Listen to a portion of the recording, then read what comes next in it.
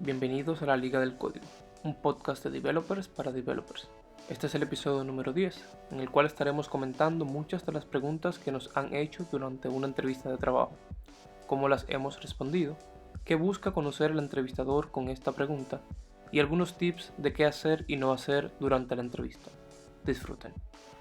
Bueno, la idea de hoy, chicos, es básicamente preguntarnos uno al otro cosas que nos han preguntado, valga la redundancia, en las entrevistas que hemos tenido en el pasado. ¿Quién empieza? Primera pregunta para un programador de JavaScript. ¿Qué es call, bin y apply? ¿Qué es? ¿Cómo se diferencian? ¿Cuándo usar cada cosa? Yo creo que yo puedo responder esa. Call y apply, tú te refieres, que son las dos funciones con que tú puedes invocar una función, en esencia.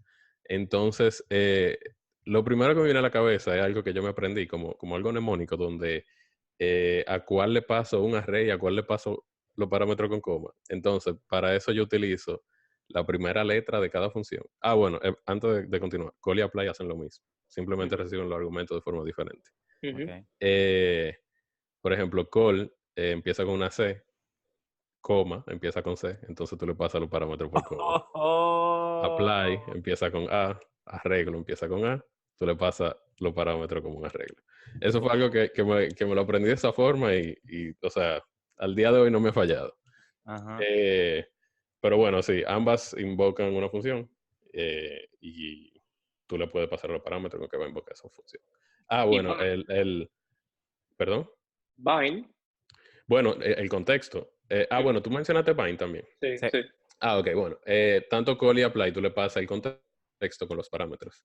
En bind, tú le pasas el contexto con que luego, cuando tú llames esa función, va a ser el contexto que se lo va a aplicar. O sea, básicamente tú puedes sobreescribir el this dentro de la función que tú estás invocando utilizando bind. Sí, pero tú no puedes hacer lo mismo con bind que tú haces con call y apply. Porque con call y apply tú estás llamando a la función en el momento. Mientras que con bind tú estás pasándole el contexto con que luego se va a ejecutar. Ya que hablamos un poco de call y apply y bind, ¿cuáles son los diferentes scopes que hay en JavaScript? Está el scope global y el scope local. Sí, esa es como la respuesta más directa, pero también está el scope que tú encapsulas dentro de un closure. Y ya que hablamos de scopes, entonces, ¿quién me habla de hosting? Variable hosting. ¿Les suena a alguien? Okay. ¿Qué habla Popo? Bueno, variable hosting es esta idea de que en JavaScript no existe, o sea, tú puedes declarar una variable en cualquier parte de tu código, pero esa variable, su declaración, no su inicialización, su declaración se va a mover al tope de la ejecución. Eso pasa siempre. Entonces, tú puedes tener un código que llame una variable que no ha sido declarada, declararla luego y el código va a funcionar por variable hosting. Va a tomar esa variable, la va a declarar arriba, no la va a inicializar con lo que la estás iniciando, solo la va a declarar y luego la puedes llamar. Eso es. Entonces, el hosting también depende bastante de los brackets donde tú declaras la variable. Es decir, si tú declaras una variable dentro de una función y tú la declaras al final de la función, cuando pase lo del hosting, cuando vaya a ejecutarse el código, las variables se van a definir al principio de la función, se van a declarar al principio de la función, y si tú lo haces fuera de la función, entonces se va a declarar simplemente fuera, o sea, globalmente, al principio de la ejecución del programa. Otra cosa con los brackets, también se llaman bloques o blocks, por si en algún momento te le hacen una pregunta como qué es un block y algo. Simplemente están refiriéndose a que abrieron un bracket y cerraron otro bracket, lo que sea que pase ahí adentro. Te tengo una pregunta interesante. ¿Cuándo tú usarías un lambda function en vez de una función declarado de la otra forma, de la forma clásica? No sé cómo se dice técnicamente. Bueno, la pregunta es si un o sea, un ECMAScript 5, ES5, JavaScript como todos lo conocemos, quizás, el anterior, declarar una función de ese tipo versus un arrow function. Eso es un arrow function. Ok, tenemos a Winner para responderlo. Y él nos va a decir cuál es la ventaja de usar una versus la otra. Ok, yo diría que yo siempre usaría un arrow function, al menos que haya un caso específico en el cual yo no quiero recibir en esa función el contexto global donde esa función fue llamada. Entonces, cuando digo esto, me refiero a que cuando tú utilizas un arrow function, el contexto dentro de la función es el mismo contexto que tú tienes donde la función fue llamada. Entonces, es el beneficio de utilizar arrow functions, y yo siempre lo utilizaría porque se ve más bonito. Al menos que tenga, no pasa el mismo contexto. Y en React no hay que hacerle bind a la aplicación, a la función cuando tú la vayas a llamar. Claro, sí, para poder obtener el scope de afuera. En eso que tú dices también, hay que tener como que, eso es lo único que hay que tener pendiente. ¿Cuál es el disk que tú quieres usar? Porque, por ejemplo, es fácil tú, por decir, modificar, agregarle una función a un prototipo. Y luego tú utilizas un arrow function y luego tú intentas referirte al disk del prototipo y no vas a tener acceso porque usaste un arrow function. Entonces, siempre tengan pendiente qué scope quieren usar, pero por default yo creo que van a estar seguros si se van siempre con el arrow function. Sí. También tienen que tener pendiente que, por ejemplo, ya que Tomás mencionó React, si tú estás trabajando con uno de los eventos de los componentes, como el onClick, por ejemplo, si tú pones un arrow function para hacer el handle del onClick, entonces esa función siempre se va a recrear cada vez que el onClick se llame, porque tú estás declarando la función dentro del onClick. Entonces cada vez que se llama el onClick, tú estás creando una función nueva, y eso puede ser un overhead. Si es una aplicación bastante grande o el onClick se usa muchas veces. Pero eso es un micro optimization. O sea que... Exacto, sí. Eso yo no lo sabía, que él la creaba cada vez que tú... Pero eso es React. Eso es React, exacto. Otra pregunta que yo una vez tuve la oportunidad de entrevistar a varias personas en una posición pasada, y una pregunta que yo le hacía como de primero. Bueno, la posición era para frontend, cabe destacar, todo era JavaScript. Y una pregunta que a mí me encantaba hacer y como que medio me decía qué tan profundo esa persona tenía conocimiento, era que me dijera la diferencia entre let, var y const, que son 3 formas de definir una variable. Y que me dijera, bueno, luego que me lo dijera, yo le hacía como alguna pregunta específica de casos especiales con ese 3. Bueno, con const, tú estás declarando una variable que será constante, que tú no la puedes igualar a otra cosa per se. Con let, tú tienes algo que tú sí vas a poder reemplazar su valor utilizando el símbolo de igual. Y var es la forma antes de ECMAScript de tú declarar las variables. De ECMAScript 6.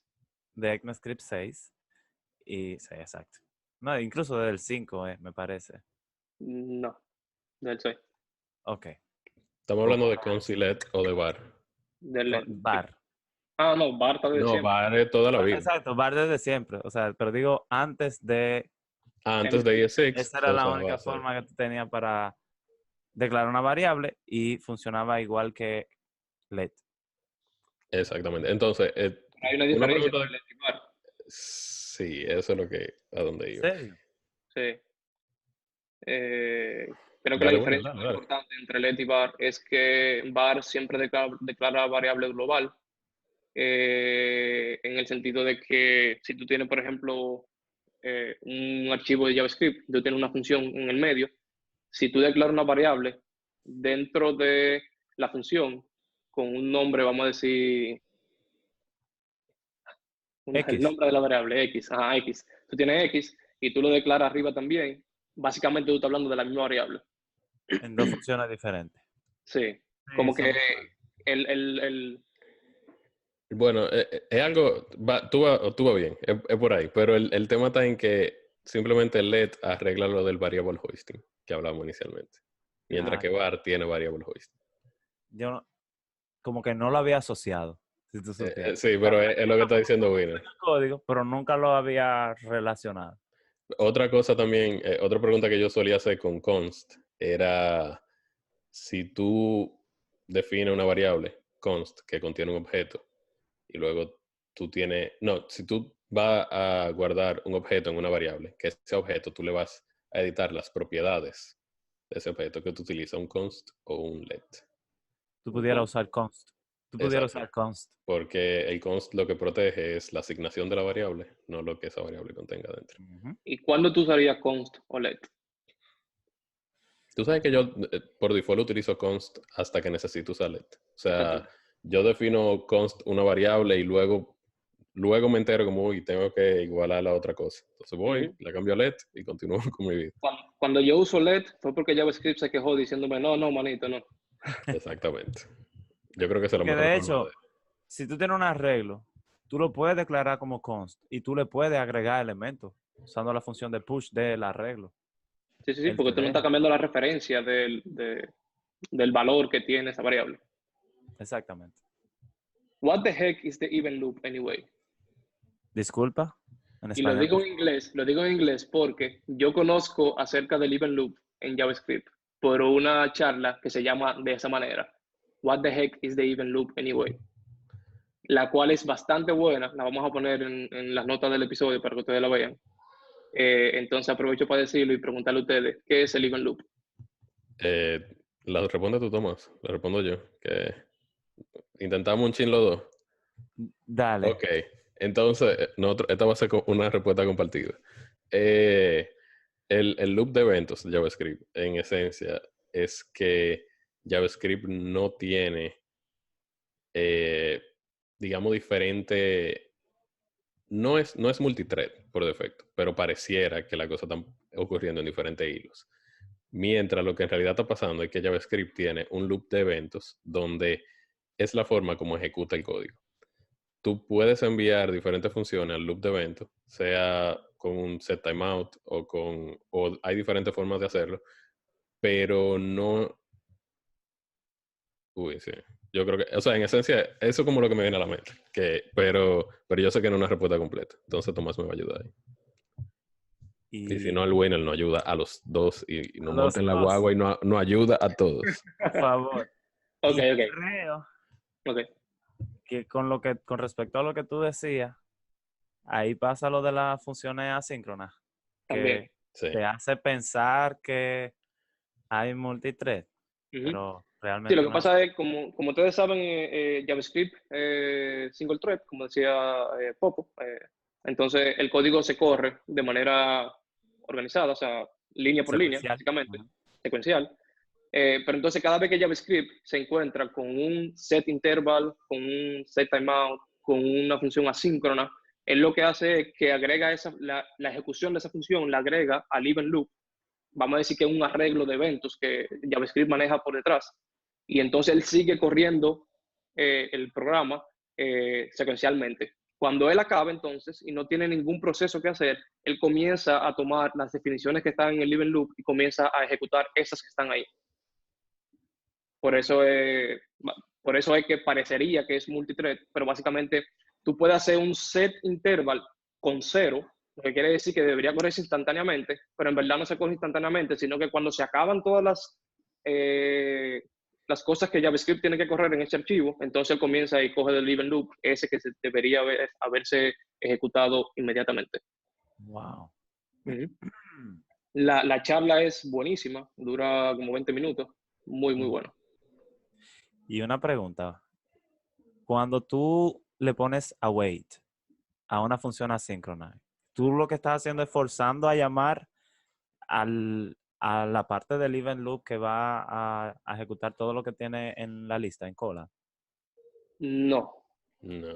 El await lo que hace es, tú sabes que las funciones asíncronas en JavaScript, básicamente lo que tienen es una función .next, una función que se llama nest, que es la que hace que ejecute el contenido dentro de la función.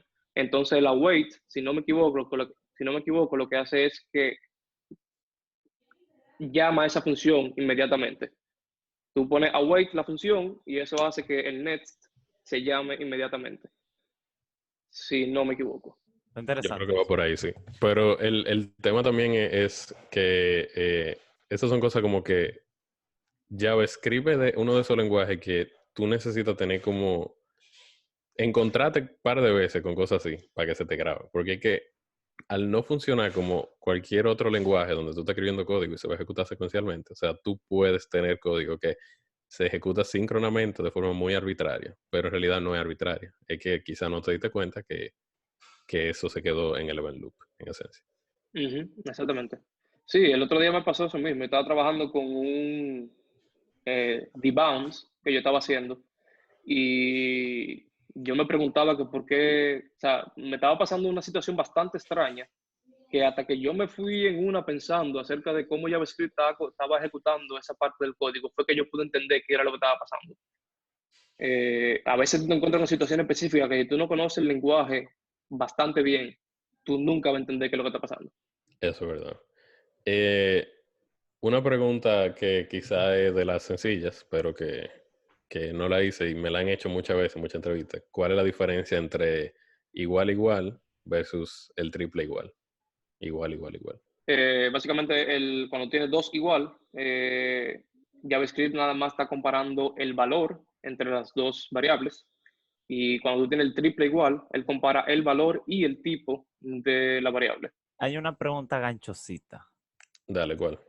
que es, bueno, ¿qué es la definición de shallow copy? ¿Qué es un shallow copy?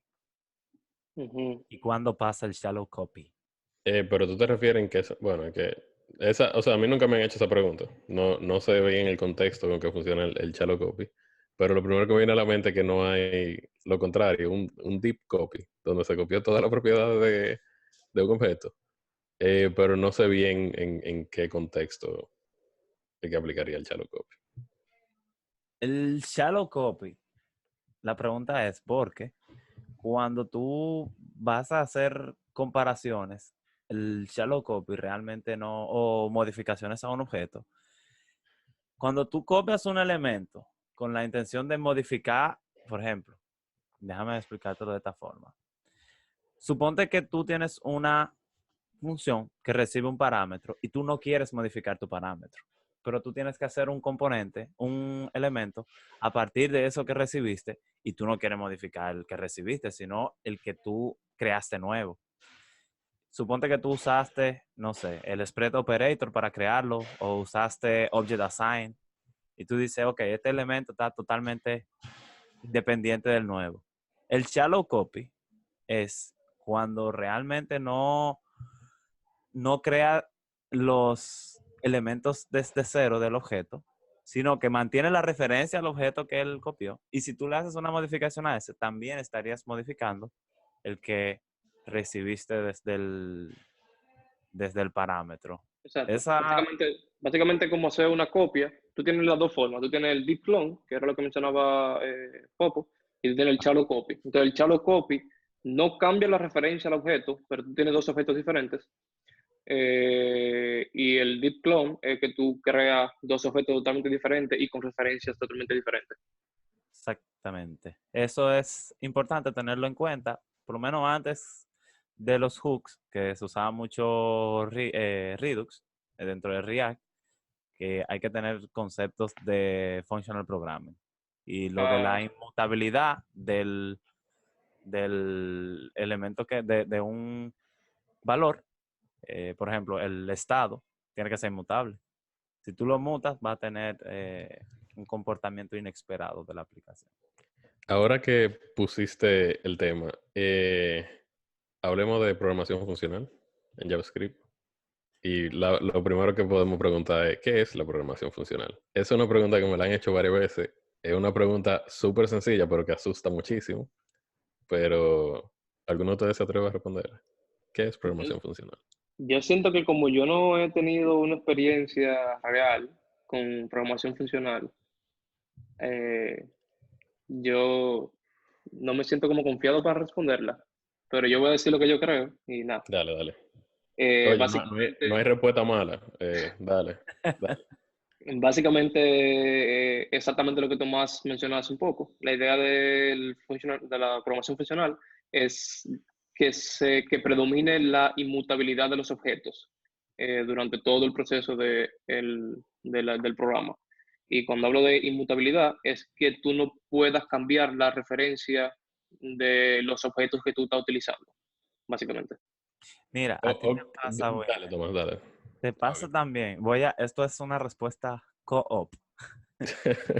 Dale, dale. Te pasa también igual que a mí, que el concepto de programación funcional como tal, yo no lo tengo. Sin embargo, conozco muchas características y muchas cosas relacionadas a la programación funcional. Otra cosa relacionada a la programación funcional es la, eh, la precisión de predecir el comportamiento de una aplicación, de una función, que tú, independientemente cuántas veces la llames, si le pasa el mismo input, te va a dar el mismo output, que no tiene nada que le dé un efecto secundario. Exacto. Ambas respuestas hasta cierto punto tan como completa. Pero, o sea, digámoslo un poco más resumido. Porque al final tú estás haciendo algo inmutable, pero más que nada tú lo que quieres poder predecir que dándole el mismo input tú vas a tener el mismo resultado. Entonces, cuando le pregunten algo de qué es programación funcional, la forma más fácil o directa de responderla es una programación donde las funciones son puras. Donde tú tienes función que va a recibir el parámetro A y siempre va a retornar B, no importa cómo sea. Entonces, en JavaScript es un lenguaje que está 100% listo para tú hacer toda tu programación funcional. Y así como en Haskell o cualquier otro lenguaje funcional. Y de hecho, JavaScript ya viene con funciones funcionales que quizás muchos de ustedes la están utilizando diario y no se da cuenta. Por ejemplo, reduce, map, esas son funciones, bueno, exacto, esas son programaciones, eso es programación funcional que ya viene implementada dentro de JavaScript. Pero en esencia es eso. O sea que sí. Me gusta. Yo tengo Déjame un par de preguntas que no son tan técnicas como las que hemos estado haciendo, pero que también son preguntas que definitivamente te van a hacer en una entrevista de trabajo. Por ejemplo, háblame de un problema de desarrollo de software que has tenido, uno que fue bastante difícil y cómo lo resolviste. Esa pregunta es común. Esa es la clásica. Sí. Te voy a dar otra pregunta de ese tipo que es clásica. ¿En qué te ha hecho sentir orgulloso dentro de tu trabajo? Ah, sí. ¿Qué última cosa implementaste que tú te sientes orgulloso? Yo creo que la primera pregunta, la que hizo Winner, no existe una forma per se correcta de responderla, porque están buscando tu experiencia, pero algo que sí están tratando de ver es cómo hubo, digamos, una resolución de problema tanto de tu lado como cómo trabajaste con personas para resolver eso. Porque al final del día o sea, que tú ya tienes tu problema, tú no lo comunicaste, tú duraste 3 días y tú lo resolviste, no aporta a la empresa. Si tú pudiste comunicarlo y resolverlo en media hora. Entonces, traten de buscar algo así. Y en la segunda pregunta, lo de orgullo. Hay mucha gente que te diría que nada que yo implementé me siento orgulloso per se, pero quizás es que no están mirando la cosa desde un punto de vista más objetivo. Porque hasta algo tan sencillo como cuando tú implementaste 3 tests que no existían y por eso se evitó un bug y tú al día de hoy todavía tú dices, uy, sí, qué bueno que escribí eso. Por más pequeño que sea, tú te sientes orgulloso de eso. Y eso es algo... La idea no busca algo que sea digno de decir vale o lo que sea, sino que algo que realmente haya aportado a la empresa y que tú te hayas sentido orgulloso porque tú lograste hacer ese aporte. Exacto. Por ejemplo, hay personas que en todo su tiempo en la empresa sienten que no aportó nada y al momento de tú hablar con ellos, tú dices como que, oye, pero tal query que duraba 30 segundos, tú lo bajaste a 2 segundos, tú lo optimizaste, tú investigaste cuáles índices faltaban. O sea, son como varias cosas que aportan que muchas veces no nos damos cuenta porque pensamos que la pregunta nos están diciendo qué fue lo más complicado y técnico que tú has hecho en tu vida. No es eso lo que te están preguntando. Es que yo creo que muchos de nosotros, los desarrolladores de software, nos falta un poquito de mercadeo, porque nosotros hemos hecho bastantes cosas que no sabemos vender. Exactamente. Tú sabes que relacionado a eso, alguien una vez le preguntaron, ¿qué tú quisieras que te pregunten en la entrevista? Wow, bueno, es que no sé, o sea, sí, exacto, porque es el chance para usted mercadearse, hermano. Te están diciendo. Véndete, sí. Exacto. ¿de qué tú quieres hablar en la entrevista? Y nosotros, mira, nos abrió el pecho a los 3. Sí, nos quedamos como que... y entonces, tú sabes que una pregunta que me hicieron recientemente cuando estuve en el proceso de entrevista, me preguntaron si yo hablo con un enemigo tuyo o con alguien que trabajó contigo recientemente que tú no le caes bien, ¿qué tú crees que él va a decir que es tu peor defecto?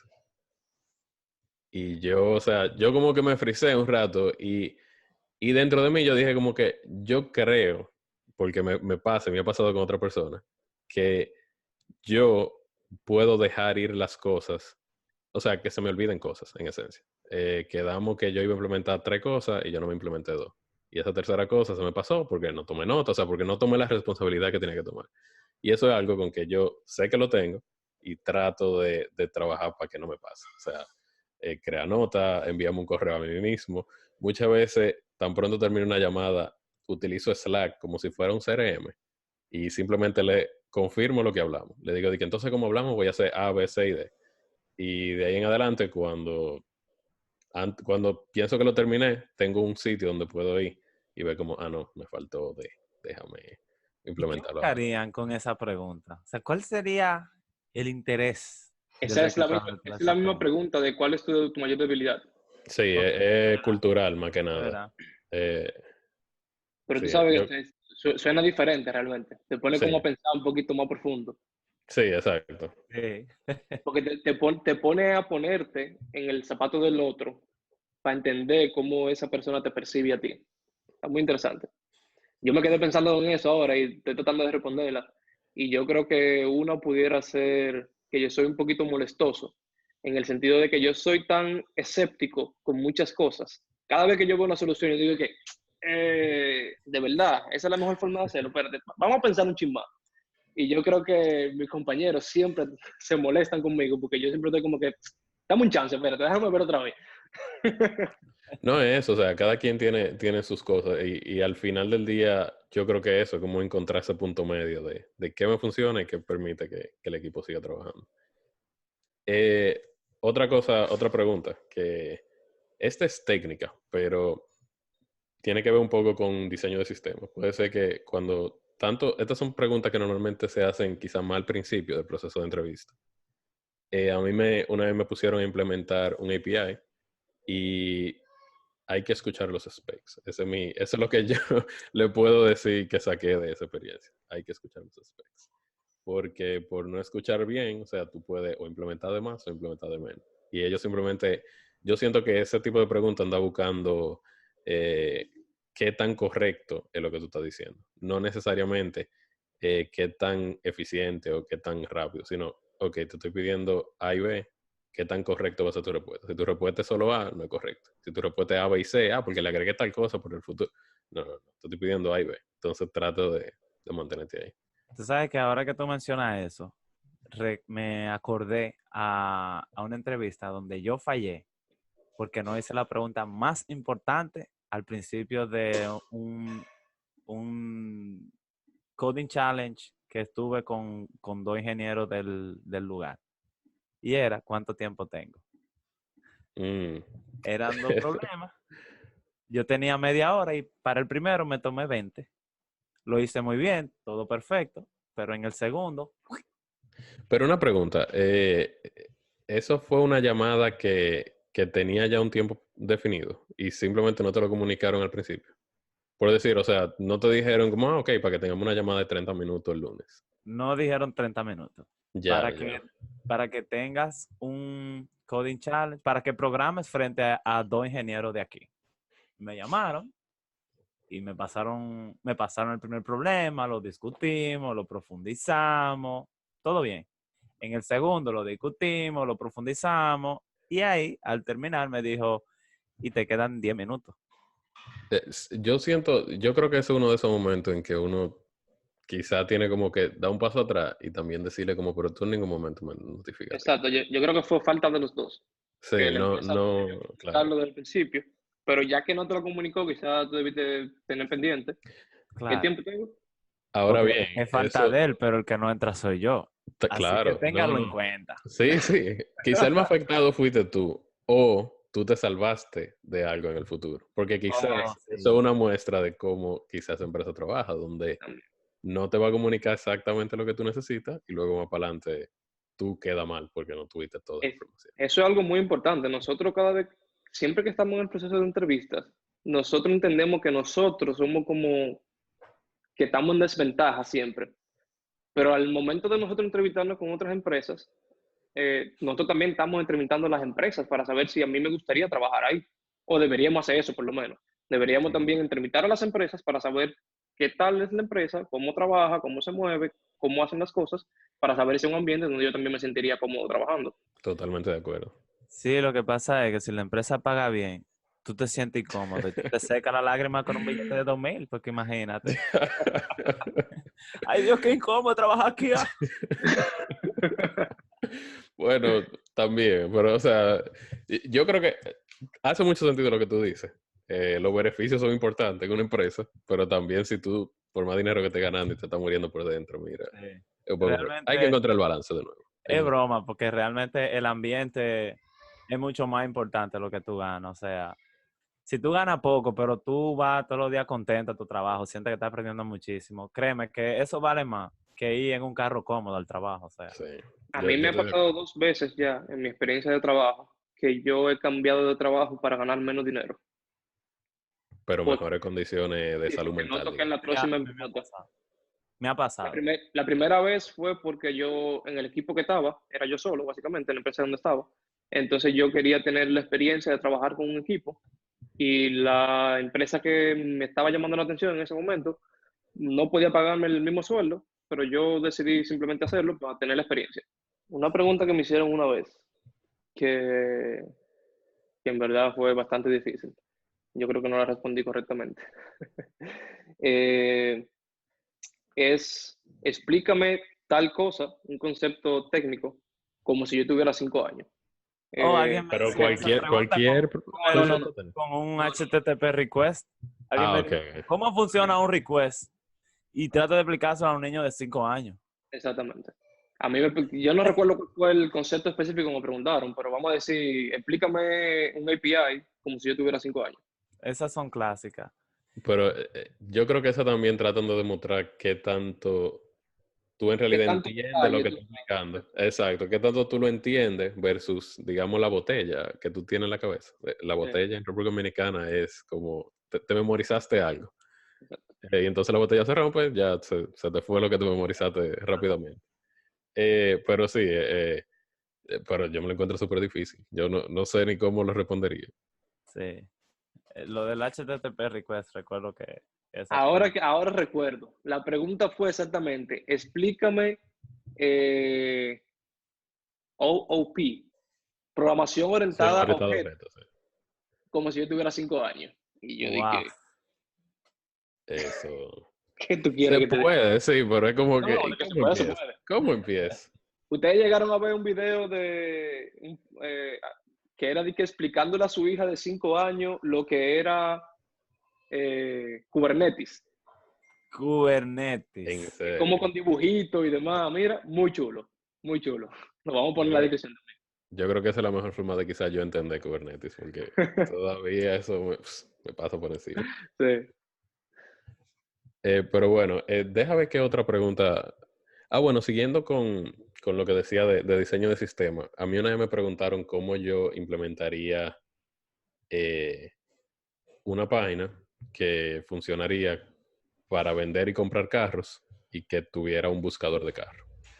La idea con esta pregunta es que yo no necesariamente tenga que implementar todo, pero que aunque, digamos, yo sea front-end o back-end, yo sepa, tenga una idea de qué es lo que se va a hacer para poner un sistema así en producción. O sea, en esencia, si soy front-end, yo quizá no voy a tocar la base de datos, pero yo puedo decirle, bueno, se hace un back-end y utilizamos una base de datos, sea MySQL, sea NoSQL, sea cualquier base de datos, pero, o sea, es como yo puedo demostrar eso. Entonces, en esencia, yo me acuerdo que a ese yo le dije fue como que, bueno, tengo un servidor Linux que monto en Nginx para poder procesar los requests. Luego esos requests le hago un proxy a donde está la aplicación que va a manejar el request y de la forma que lo haría que tuviera MySQL y tuviera Me acuerdo que le dije React, o sea, una serie de cosas, pero esa es la idea de...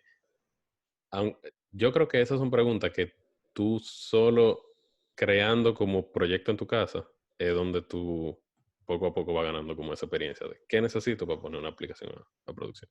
Conmigo se fueron un chismalejo con una pregunta parecida. Yo tuve que hablar sobre load balancers, hacer que los servidores se repliquen ellos mismos, hacer que la base de datos tenga diferentes réplicas y reguero de cosas.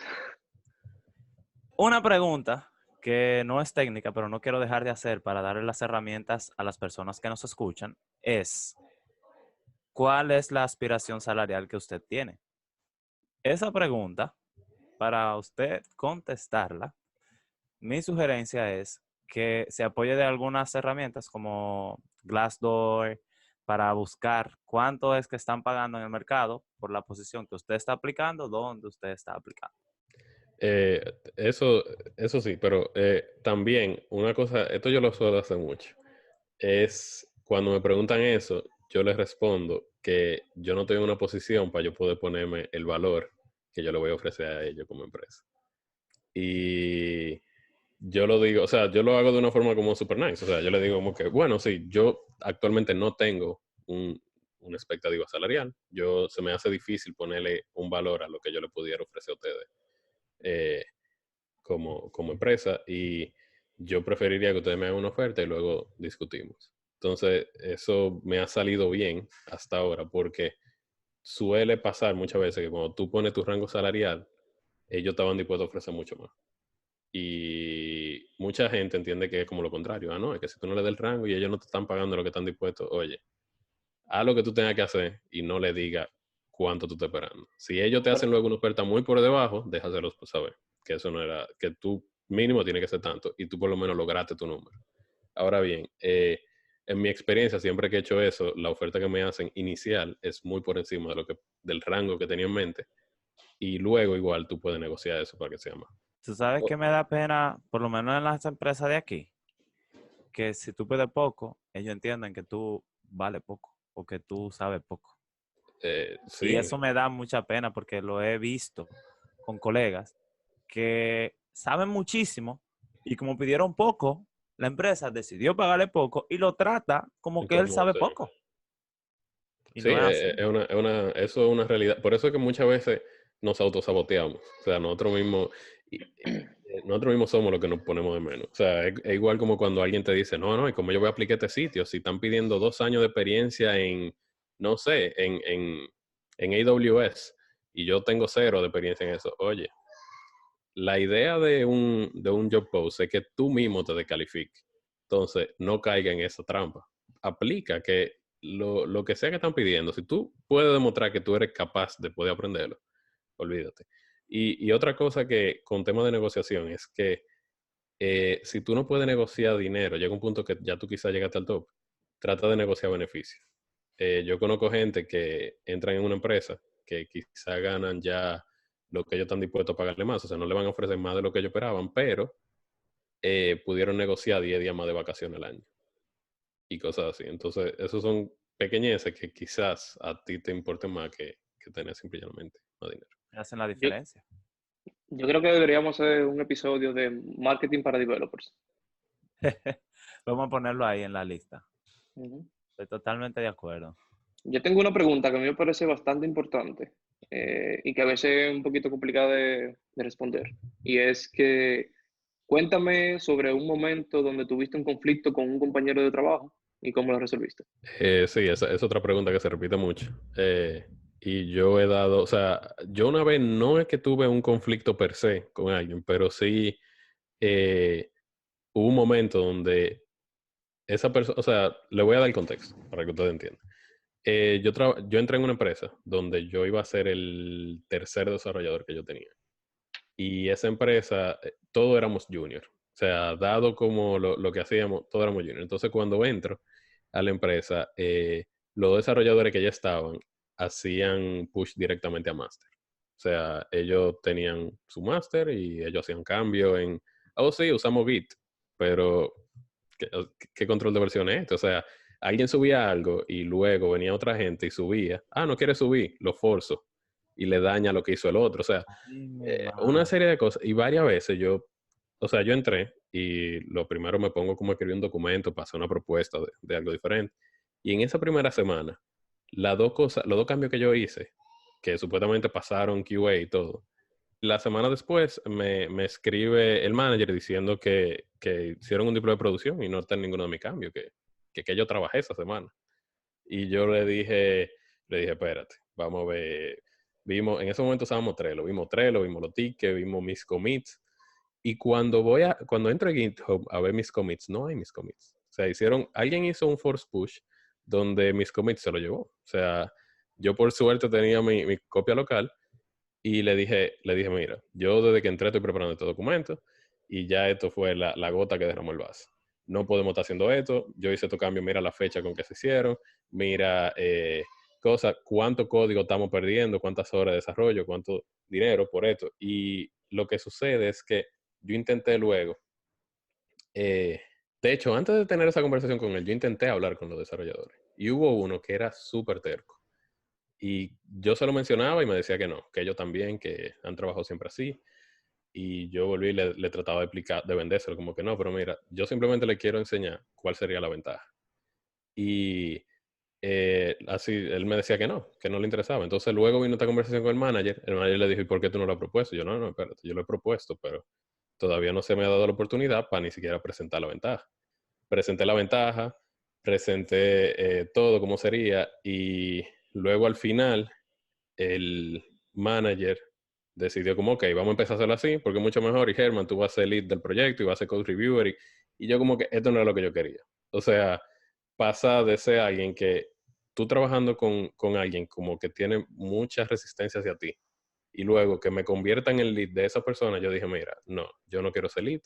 Yo sí entiendo que lo mejor sería que sigamos este modelo donde cada quien sube código y le pide que otra persona revise el código y lo apruebe. Eventualmente pudimos hacer eso, pero todavía lo que al día de hoy, o sea, como que me quedo pensando es que no fue un conflicto per se con alguien, pero sí fue una situación donde se tuvo que dar algo para yo tomar acción. Y quizás eso es lo que yo como que haría diferente. Si es algo que yo entiendo que puede que puede causar daño a la empresa, es mejor hacerle frente de inmediato y directamente a una persona de decisión para hacer esos cambios. A mí me pasó una vez que mi lead, en la mayoría de mis pull requests, él hacía comentarios de como, esto que está aquí está mal, hazlo de tal forma. Y la mayoría de las como de preferencia, tú dices. Comentario como, de las lo cosas prefiero que así, no de... Exacto. no era Funciona que igual, estaba pero mal, no. sino que él lo prefería de tal manera. Pero él tampoco te daba una explicación de por qué, o sea, simplemente está mal y cámbialo, punto. Entonces, los primeros meses en esa empresa, yo tuve que tener muchísimas conversaciones con mi lead, tratando de que nos afináramos, porque era bastante incómodo el trabajar con él en ese momento, porque él no expresaba lo que él tenía en su cabeza, sino que él simplemente decía, está mal, hazlo de tal forma. Y nunca te aprobaba el pull request, al menos que tuviera de la forma como él entendía que tenía que estar, porque sí. O sea, él no quería explicar el por qué. Y incluso hubo una vez que tuvimos una llamada, bueno, yo le escribí por Slack como, hey, podemos tener una llamada al final del día para que hablemos un poquito de lo que está pasando. Y básicamente él me respondió, ¿para qué? ¿Para decirte lo mismo que te he dicho siempre? No voy a hacer la llamada. Y yo dije, ok. Yo tuve que escalar la conversación al CEO, la empresa no era bastante grande, o sea que el CEO no era de que alguien muy lejano. Entonces yo tuve que escalar la conversación. Y cuando yo hablé con el CEO, yo me enteré de muchas cosas que ya habían pasado en el pasado con esa persona y que al parecer no era yo el problema. Es decir, ya eso se había dado con otras personas anteriormente con las que él había trabajado. Inclusive habían personas que estaban en su equipo anteriormente que se movieron a otro equipo simplemente porque ellos no podían manejarse entre ellos. Wow. Me pidieron paciencia, básicamente, y que si no podía soportar lo que hablar otra vez con él y que le buscábamos la vuelta. El lead era una persona bastante importante dentro de la empresa, o sea, sus contribuciones eran bastante importantes para el producto, y esa era una de las razones por la cual, y también estábamos en un momento medio crítico, entonces necesitábamos sus contribuciones pero era difícil trabajar con él. Entonces, básicamente, después de muchas comunicaciones con él, tratando de explicarle, mira, yo pienso que de esta forma sería mejor por tal y tal cosa, pero explícame tu punto de vista, y como que tratando de tener una comunicación que sea realmente efectiva, después de un tiempo, y también nos ayudó mucho. Bueno, en esa empresa yo trabajaba, todo el mundo trabajaba remoto, entonces después que nos vimos cara a cara la primera vez, nos ayudó bastante, porque entonces como que nos conocimos, como que pudimos hablar de otras cosas, pudimos ver lo que le gusta al uno, lo que le gusta al otro, y como que esa interacción hizo que la comunicación entre los dos sea un poquito mejor, inclusive dentro del trabajo. Por eso es que es bastante importante que los equipos tengan actividades fuera del trabajo y demás, pero ese es otro tema. O sea, actividades de integración. Y después de mucha comunicación fue que entonces realmente a mí me encantó trabajar con él, porque el pana realmente es brillante, él tiene muchísimas ideas muy buenas, y el trabajar con él fue bastante bueno, después que él aprendió a expresar lo que él tiene en su cabeza, básicamente. Lo curaste. Eso, Sí. No, lo eso fue- sanaste. Exacto. Pero mira, algo o sea, como un disclaimer, no hay nada de malo con tú decirle a otra persona que cambie algo del código, simple y llanamente es el porqué. O sea, es muy Exacto. diferente que tú como organización tienes un documento donde tú defines, este es nuestro code style, de esta forma escribimos código, porque queremos que todo el código se vea cohesivo, que lo escribió un equipo, no que lo escribieron personas individuales. Ningún problema. Ahora, el problema sí es que cambia esto. ¿Por qué? Porque yo quiero, porque entiendo que se ve mejor y punto. Porque eso está malo. Y tú lo has probado 2 millones de veces y te pasa 60 pruebas unitarias que hiciste. Y está mal. Exactamente. Y la segunda cosa es que yo sí he estado en equipos donde hay personas que hasta cierto punto, o sea, por su forma de comunicación, se vuelve como un poco tóxico el ambiente. Y simplemente que esa gente como que es seco quizá en la forma de explicar. Es esto y punto. Y hasta tú le tratas de hablar y es como que no, te voy a repetir lo mismo. O sea, yo he estado en situaciones así y depende mucho de la empresa de tomar la decisión de si o nos quedamos con una gente así o dejamos a esa persona ahí para que nuestro equipo esté más contento. O sea, yo he visto como las dos cosas donde por mantener a la persona tóxica se le va otro talento a la empresa, Sí, yo lo he que no visto quiere eso. trabajar con esa persona. Lo he visto. Y, ¿qué te digo? Ya, es una situación Y ya me he ido difícil. tan por personas tóxicas. Ah, bueno.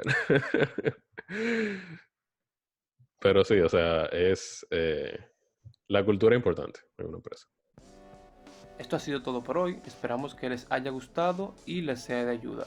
No olviden darnos su feedback en la plataforma que están utilizando para escucharnos. De igual manera, dejen en los comentarios o por nuestra cuenta de Twitter cualquier pregunta o tema que quieran que tratemos en un próximo episodio. Hasta la próxima semana.